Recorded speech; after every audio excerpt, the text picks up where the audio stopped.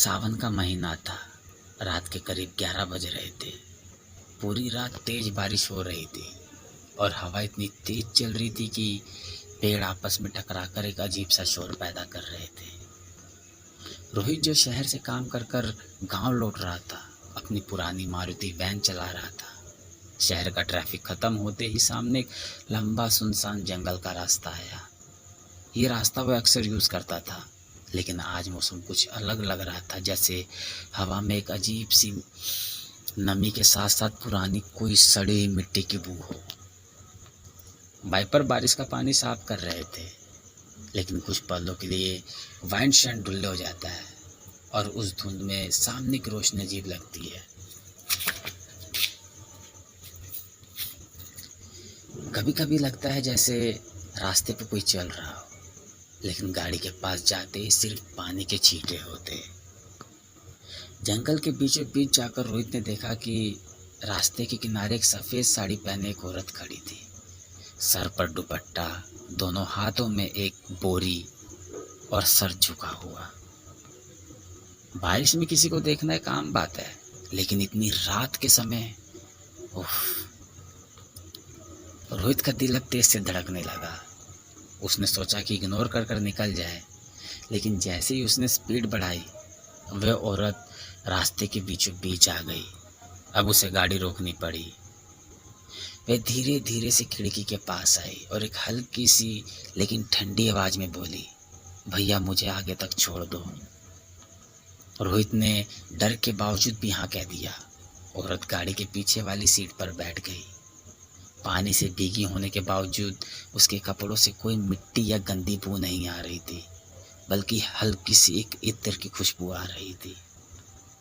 अब गाड़ी चलने लगी, लेकिन रोहित ने पीछे वाले शीशे में देखा, उसका चेहरा पूरी तरह से धुंध में छुपा हुआ था। सिर्फ एक पल को अजीब सी जब बिजली चमकी, उसने देखा कि उस औरत का चेहरा सफ़ेद बेजान और आंखों की जगह सिर्फ दो काले गड्ढे हैं और लिप्स पर एक ठंडी और सीधी मुस्कान थी। जब रोहित ने मुड़कर देखा तो पीछे की सीट खाली थी, लेकिन बोरी अभी भी वहीं पर रखी थी और उस बोरी में कुछ अंदर से हिल रहा था। रोहित का गला सूख गया। उसने एक हाथ से स्टीयरिंग को पकड़ा और दूसरे से रियर व्यू मिरर को एडजस्ट किया, लेकिन मिरर में बस काली अंधेरी सीट नज़र आ रही थी। पीछे रखी हुई बोरी धीरे धीरे हिली, जैसे उसके अंदर से कोई कुछ अपनी जगह बदल रहा हो। बारिश के शोर में भी रोहित को हल्की सी खुरखुर और कभी थप-थप की आवाज़ सुनाई दे रही थी। उसने हिम्मत कर कर आवाज़ लगाई, बहन जी ये आपका सामान है ना? लेकिन जवाब आया नहीं। उसका दिल अब तेज से धड़कने लगा। उसने सोचा शायद वो औरत पीछे छुप कर बैठी हो, लेकिन जब उसने एक पल के लिए शोल्डर के ऊपर देखा तो खाली, सिर्फ बोरी और बोरी के कपड़ों पर एक गीला लाल सा दाग जो धीरे धीरे बड़ा हो रहा था। बारिश अब और तेज हो गई। वाइपर पूरी कोशिश के बावजूद भी सामने का रास्ता साफ नहीं कर पा रहे थे। जंगल में कहीं कहीं बिजली चमकती और उस रोशनी में पेड़ों के बीच कुछ पल के लिए वह सफ़ेद साड़ी वाली औरत नजर आती। कभी पेड़ के पीछे, कभी दूसरे पेड़ के पास, जैसे वो गाड़ी के साथ साथ चल रही हो। रोहित ने गैस पेडल दबाया, लेकिन रास्ते के आगे एक पतली सी पुलिया आ गई, जहाँ पानी का बहाव बहुत तेज था, तो ऐसे में उसे गाड़ी रोकनी पड़ी। और तब उसने देखा कि बोरी अपने आप धीरे धीरे से खिसक के सीट के कोने से नीचे गिर गई और उसका मुंह खुल गया। अंदर से एक छोटी सी लड़की, पूरी तरह काली भीगी लड़की जो 6 साल से ज़्यादा की नहीं लग रही थी, उसने आंखें खोली और उसके छोटों से होठों पे वही सीधी मुस्कान।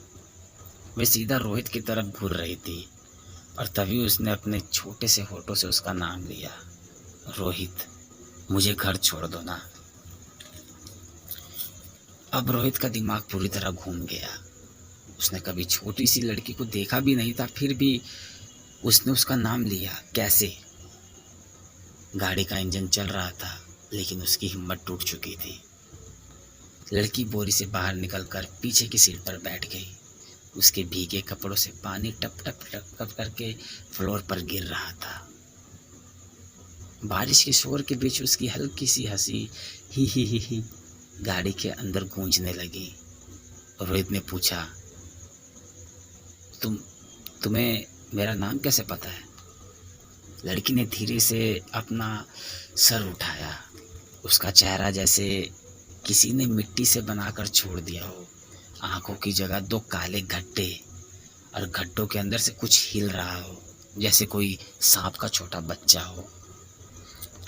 उसने बस इतना कहा, मैं तुम्हारा साथ आखिरी बार गाड़ी में बैठी थी, पर तुमने मुझे रास्ते में ही उतार दिया, याद है ना? रोहित की सांस रुक गई। उसने दिमाग में एक पुरानी याद दौड़ाई। इसी रास्ते में बरसात की एक रात उसने एक औरत और एक छोटी सी लड़की को लिफ्ट दी थी, लेकिन रास्ते में पता नहीं क्यों उसने उन दोनों को जंगल के बीच में उतार दिया था, क्योंकि वह दोनों शायद अजीब सा बिहेव कर रही थी। अगली सुबह पता चला कि एक औरत और एक बच्ची की लाश पुल के नीचे मिली। दोनों का चेहरा बिल्कुल बेजान। रोहित ने ब्रेक दबाया, लेकिन पैडल बिल्कुल भी स्टोन की तरह जम गया था। स्टीयरिंग अपने आप मुड़ गया और गाड़ी सीधे पुल के बीचों बीच आकर रुक गई। बारिश एकदम रुकी। आगे देखा, वह सफ़ेद साड़ी वाली औरत पुल के बीच में खड़ी थी और उसने दोनों हाथ फैलाकर, जैसे मानो गाड़ी को वो रोकना चाह रही हो।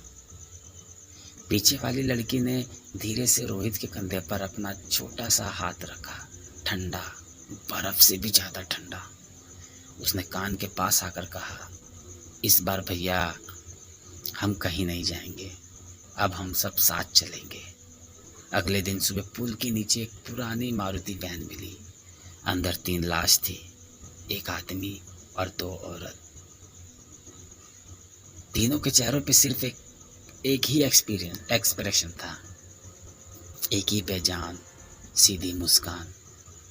और लोग कहते हैं कि जिस रात जंगल में बारिश होती है, कोई सफ़ेद साड़ी वाली औरत और उसकी बेटी किसी न किसी गाड़ी वाले का इंतज़ार ज़रूर करती है। तो दोस्तों, कहानी कैसी लगी आप लोग को प्लीज़ मुझे कमेंट कर बताना। और दोस्तों, थोड़ी बहुत गलती के लिए सॉरी। और दोस्तों, मिलते हैं अगले वीडियो में।